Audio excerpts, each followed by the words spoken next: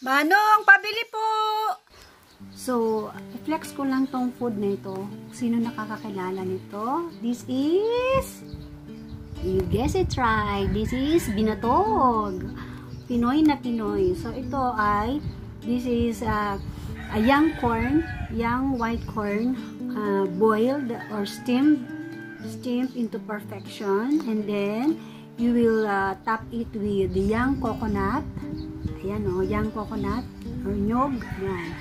Young coconut. And then, you put it some dash of salt. So, this is the best merienda for us here sa countryside. So, ayan o. Ang sarap. Binatog. So, ito yung gustong-gusto kong merienda.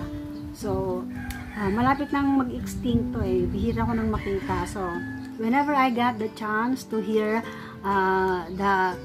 the peddlers, yung ringing his bell, I know it's either ice cream, new dirty ice cream, or the binatog.